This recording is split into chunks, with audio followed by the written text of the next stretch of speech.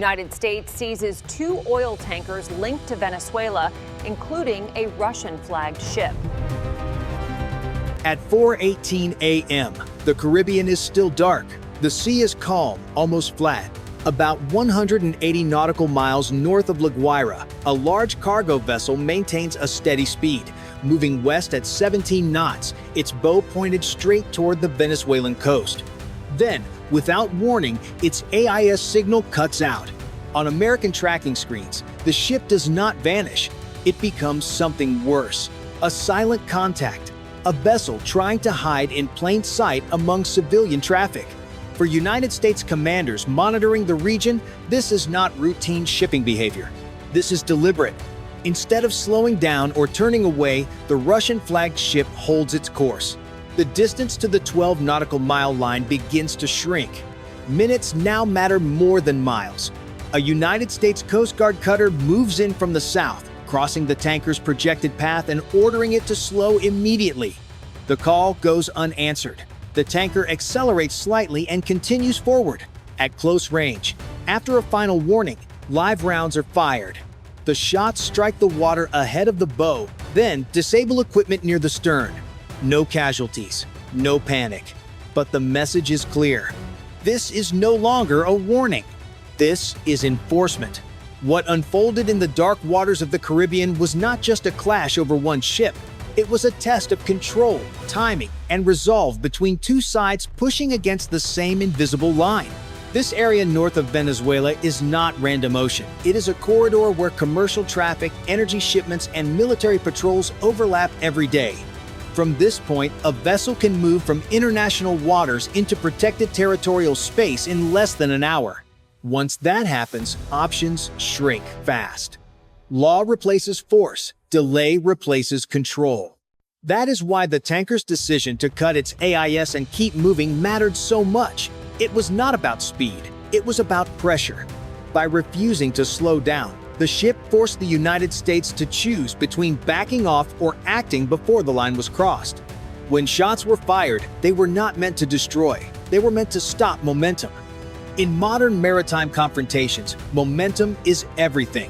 A ship that keeps moving controls the timeline. A ship that is forced to slow loses leverage immediately. For the United States, allowing this tanker to slip through would have sent a clear signal to others watching closely. It would have suggested hesitation. It would have invited repetition.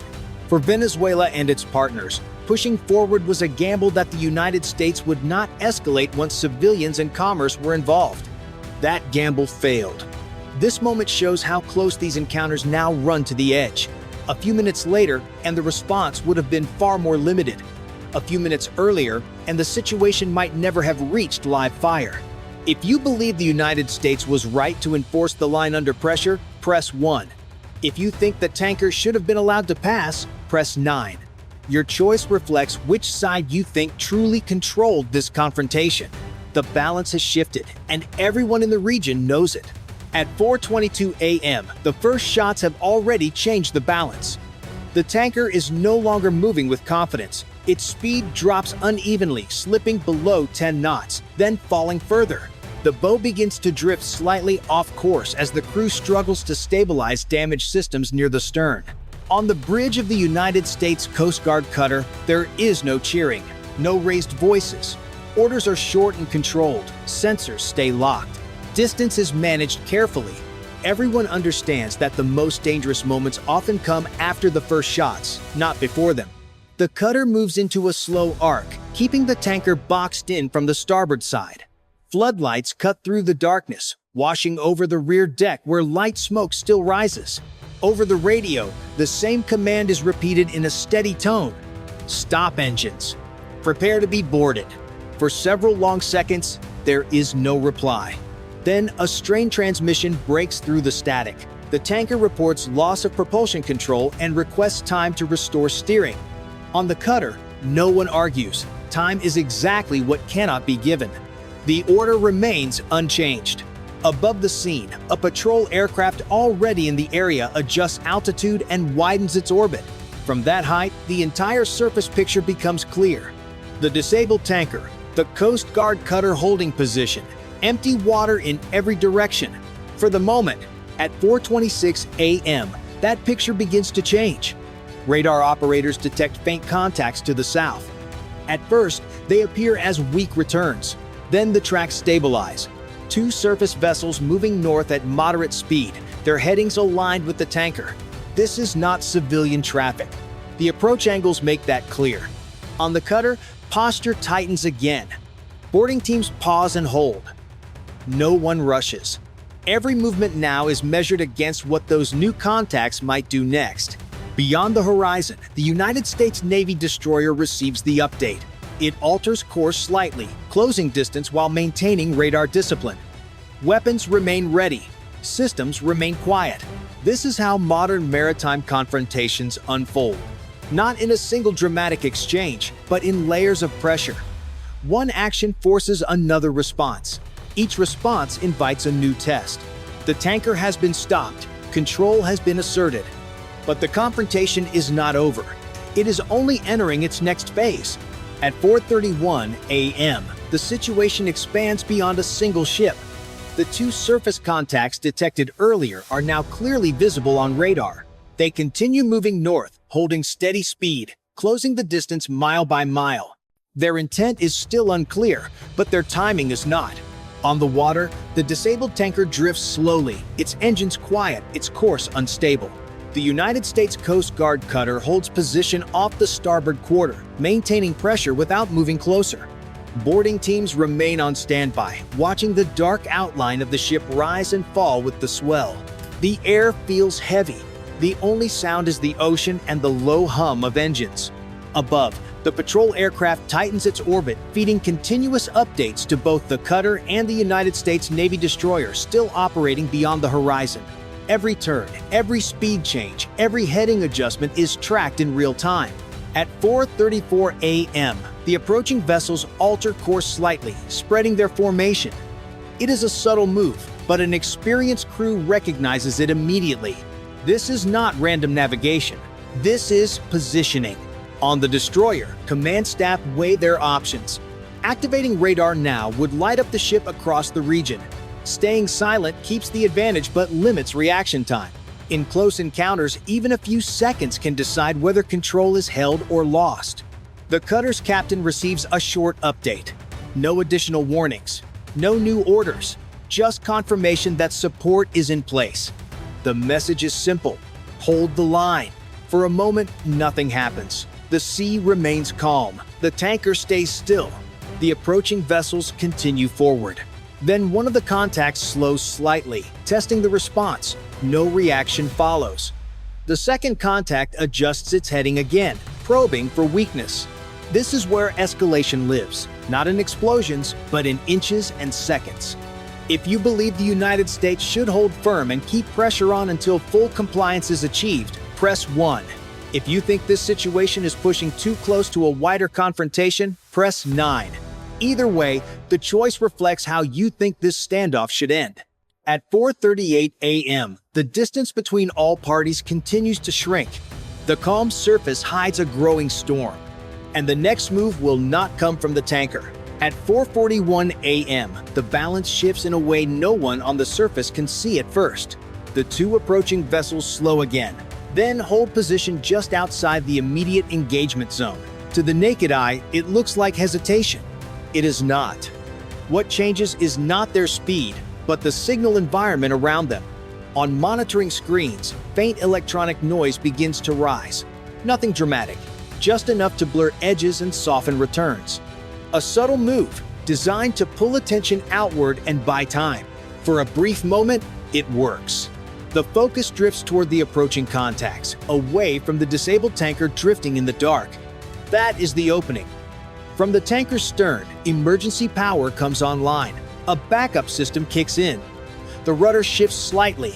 The bow begins to realign. It is a small movement, but it is deliberate. On the Coast Guard cutter, the change is spotted almost instantly. Speed readings flicker. Heading stabilizes. The realization hits fast. This was never just about rescue or delay. It was about creating a gap. The cutter closes distance by a few hundred yards. Floodlights brighten. The order to prepare boarding is repeated, firmer this time. Above, the patrol aircraft tightens its turn, narrowing its focus back onto the tanker. The wider picture snaps into place. The approaching vessels are not advancing, they are distracting. That changes everything. For the first time since the shots were fired, the possibility of the tanker regaining control becomes real. And if it does, the entire standoff resets. If you think this maneuver was a smart attempt to escape under pressure, press 1. If you think it crossed a line and justified stronger action, press 9. Either answer says a lot about where you think responsibility lies in this moment. At 4:44 a.m., the cutter's boarding teams move toward the rails. The next seconds will decide whether control is restored peacefully or whether this confrontation turns far more dangerous. At 4:47 a.m., everything tightens at once. The boarding teams are in position. Engines on the cutter hold steady. The disabled tanker drifts just enough to keep everyone alert. No one speaks unless necessary. Every sound feels louder in the dark. Then a sharp tone cuts through the quiet. Active sonar.